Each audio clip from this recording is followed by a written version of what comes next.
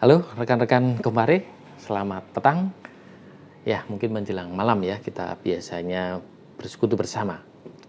Sebenarnya sungguh tidak mengenakan, ya, tidak nyaman lah ketika saya harus berbicara dengan teman-teman, tetapi kita tidak bersama-sama dalam satu ruangan. Tidak bisa bertatap muka bersama. Tapi karena kondisi memang tidak memungkinkan, dan kita harus ikut anjuran pemerintah maupun gereja bahwa kita harus tetap bersekutu namun tidak dapat melakukannya secara komunal. Namun kita juga harus mengucap syukur. Karena apa? Karena saat ini kita dapat melakukan seperti ini. Dengan walaupun alat-alat sederhana, tapi dengan teknologi yang memungkinkan kita dapat bersekutu bersama walaupun terpisah jarak. Kita pasti bisa memuji Tuhan, memuliakan Tuhan. Tapi kenapa kita harus bersyukur? Itu jadi pertanyaan juga.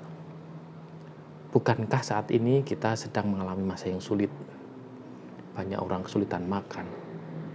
Anak-anak yang sekolah tidak dapat bersekolah di sekolah. Mereka rindu dengan guru-guru mereka, dengan teman-teman mereka. Yang bekerja dibatasi. Ojek online, warung-warung makan, sepi. Mereka kesulitan untuk dapat menyambung hidupnya. Namun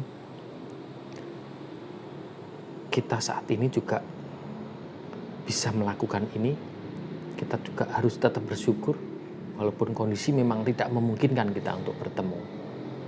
Kita bisa belajar dari kisah 10 orang kusta yang disembuhkan oleh Tuhan Yesus. Teman-teman bisa silakan membuka Injil Lukas pasal 17 ayat yang ke-11 sampai dengan ayat yang ke-19. Lukas 17 ayat 11 sampai dengan 19. Mari kita baca bersama-sama. Ke-10 orang kusta dalam perjalanannya ke Yerusalem, Yesus menyusur perbatasan Samaria dan Galilea. Ketika ia memasuki suatu desa, datanglah 10 orang kusta menemui dia. Mereka tinggal berdiri agak jauh dan berteriak, "Yesus, Guru, kasihanilah kami." Lalu ia memandang mereka dan berkata, "Pergilah, perlihatkanlah dirimu kepada imam-imam." Dan sementara mereka di tengah jalan, mereka menjadi tahir. Seorang dari mereka ketika melihat bahwa ia telah sembuh, kembali sambil memuliakan Allah dengan suara nyaring, lalu tersungkur di depan kaki Yesus dan mengucap syukur kepadanya. Orang itu adalah seorang Samaria. Lalu Yesus berkata, "Bukankah ke-10 orang tadi semuanya telah menjadi tahir? Di manakah yang 9 orang itu? Tidak adakah di antara mereka yang kembali untuk memuliakan Allah selain daripada orang asing ini?" Lalu ia berkata kepada orang itu, "Berdirilah dan pergilah, imanmu telah menyelamatkan engkau." Teman-teman, pada masa lalu memang penyakit kusta itu dianggap suatu penyakit yang sangat hina. Penyakit ini dianggap hasil dari kutukan, tulah, dan sebagainya. Sehingga orang-orang yang punya penyakit kusta ini sering diasingkan. Mereka dihina, diejek sebagai masyarakat yang di belakang lah begitu. Kita akan bahas bukan tentang penyakit kusta. Tetapi ada hal yang menarik di sini. Adalah ada 10 orang yang disembuhkan Kristus, yang disembuhkan Tuhan Yesus, 10 orang. Tetapi kenyataannya hanya 1 orang yang kembali untuk mengucap syukur, untuk memuliakan Tuhan karena kesembuhan yang telah diberikan oleh Tuhan. Dan ada satu hal lagi yang membuat Yesus di sini juga heran begitu. Yang kembali adalah orang Samaria. bukan orang-orang yang sudah mengenal Tuhan. Orang Samaria dianggap orang kelas rendahan, orang yang bisa dianggap hina ya, sudah hina, dianggap kelas hina, punya penyakit kusta gitu ya.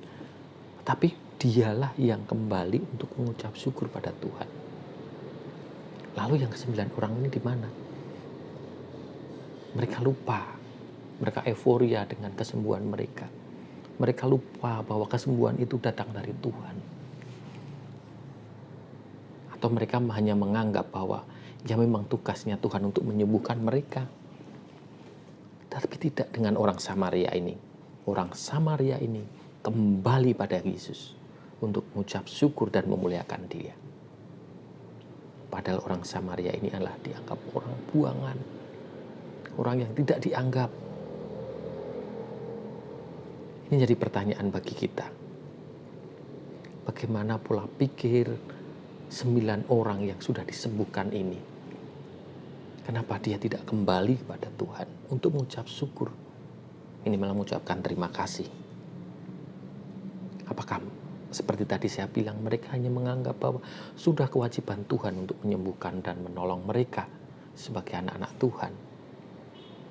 Mari kita renungkan. Ada beberapa pertanyaan. Yang pertama adalah, apakah kita selalu mengucap syukur dengan ucapan terima kasih?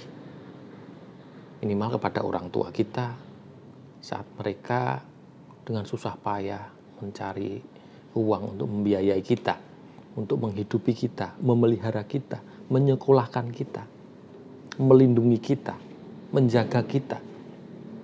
Pernahkah kita mengucap terima kasih pada mereka atas kebaikan mereka kepada diri kita?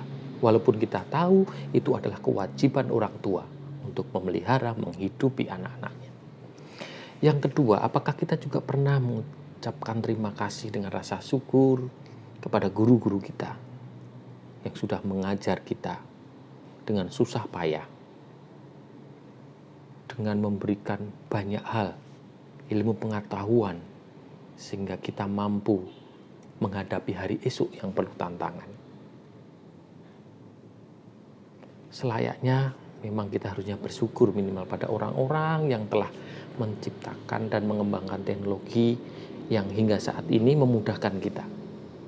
Pernahkah kita berterima kasih tentang orang-orang yang sudah menciptakan telepon yang kita pakai, bisa merekam? Saya bisa ngomong di sini dengan teman-teman. Ini hasil dari pengembangan teknologi orang-orang yang sudah mendahului kita. Apakah kita pernah berpikir bahwa mereka mempunyai jasa yang luar biasa dalam kehidupan kita? Selayaknya juga kita berterima kasih kepada mereka yang sudah mendedikasikan hidupnya untuk kemanusiaan, untuk tenaga medis, tenaga kesehatan. Apalagi dalam pandemi COVID-19 ini luar biasa.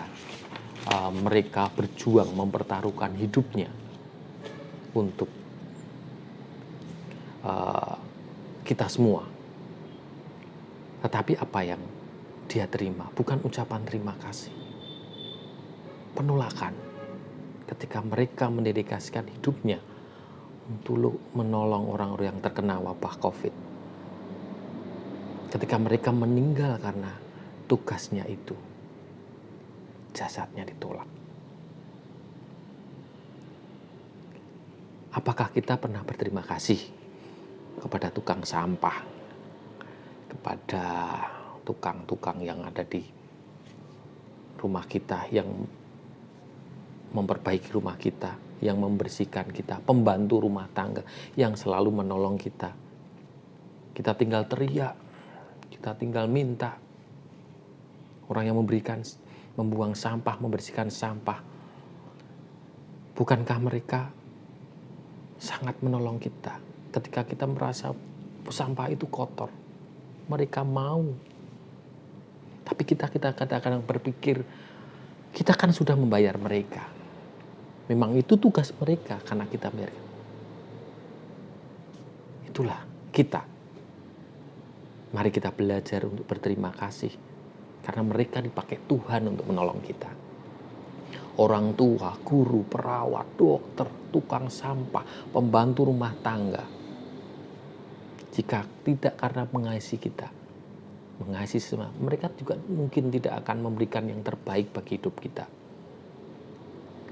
Tuhan memakai mereka untuk menunjukkan kasih dan pemeliharaan Tuhan. Tuhan memakai mereka sehingga selayaknya kita berterima kasih kepada mereka sebagai ucapan syukur kita kepada Tuhan. Amin.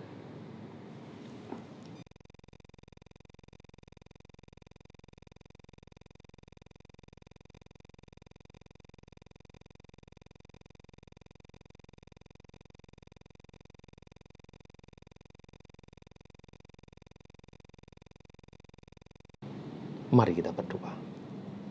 Tuhan, Engkau Allah yang sungguh luar biasa. Engkau Allah yang selalu memelihara kami. Saat ini Tuhan, kami bersyukur karena Engkau telah ingatkan kami bahwa begitu banyak orang-orang yang Engkau pakai untuk menolong hidup kami. Sehingga layaknya kami berterima kasih pada mereka. Karena mereka menjadi bagian dari pemeliharaan Tuhan, pertolongan Tuhan untuk kami. Tuhan, saat ini kami menaikkan doa-doa kami, Tuhan. Engkau tahu kondisi negara kami, bahkan di dunia ini yang sedang memerangi virus yang sangat membahayakan hidup kami, yaitu pandemi COVID-19, Tuhan. Kami yakin Engkau tidak tinggal diam untuk campur tangan dalam menolong kami. Kami mendoakan mereka-mereka yang sudah dengan segala tenaganya, dengan segala pikirannya, untuk dapat keluar dari permasalahan yang sangat berat ini. Kami berdoa Tuhan untuk WHO, untuk setiap pemimpin-pemimpin negara, agar mereka dapat dengan bijak untuk dapat mengelola kondisi yang tidak enak ini dalam kehidupannya. Terkhusus di Indonesia Tuhan, kami juga berdoa untuk pemimpin kami, agar mereka juga dapat segera melaksanakan tugas-tugas mereka dengan baik, sehingga dengan campur tangan Tuhan, pandemi ini dapat segera berlalu. Namun lepas dari itu Tuhan, kami percaya ada sesuatu yang ingin Tuhan nyatakan dalam hidup kami. Dan kami percaya itu adalah yang baik bagi hidup kami. Tuhan, kami menyerahkan hidup kami, pelayanan kami. Kami ingat akan gereja Tuhan. Saat ini kami diingatkan bahwa ibadah kami bukanlah suatu ritual di suatu tempat, tapi ibadah kami adalah hubungan intim kami dengan Engkau. Sehingga mampukan kami Tuhan untuk selalu beribadah padamu dimanapun kami berada, dalam kondisi apapun. Kami berdoa Tuhan, biarlah juga jemaat Tuhan di GKI Kabangan bisa menjadi berkat bagi sesama. Kami tidak hanya tinggal di rumah, tapi kami juga mengupayakan hal-hal yang berguna bagi manusia di sekitar kami. Tuhan, lindungi kami, berilah kami kesehatan, berilah kami kemampuan dan kekuatan, agar kami mampu menghadapi setiap permasalahan hidup kami ini. Kami juga berdoa Tuhan untuk semua teman-teman di sini yang mungkin pekerjaannya terganggu. Tuhan tetap lancarkan, Tuhan tetap berikan berkat bagi mereka. Bagi anak-anak kami, adik-adik kami yang sedang sekolah, kiranya Tuhan cuma mampukan mereka untuk dapat belajar di rumah. Mereka dapat lulus, bisa naik kelas, mendapatkan sekolah yang baru, tetap melanjutkan aktivitas mereka. Kami juga berdoa untuk teman-teman yang punya pergumulan dalam pekerjaan, dalam hubungan mereka dengan sesama. Biarlah Tuhan lindungi, Tuhan berikan kekuatan, Tuhan mampukan mereka untuk dapat apa yang mereka harapkan, entah pekerjaan ataupun pasangan hidup mereka.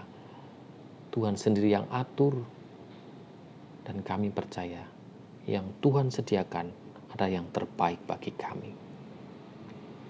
Tuhan, kami saat ini merasa bagaimana hidup kami begitu kecil di hadapan Tuhan. Banyak hal yang kami harapkan, banyak hal yang kami minta. Dan kami sering lupa untuk bersyukur pada Tuhan. Ampuni kami Tuhan. Tuhan, kami serahkan hidup kami dalam tangan kuasa-Mu. Kiranya Engkau menyatakan hidup kami dalam kehidupan kami menjadi suatu berkat bagi sama kami. Terima kasih Tuhan. Amin.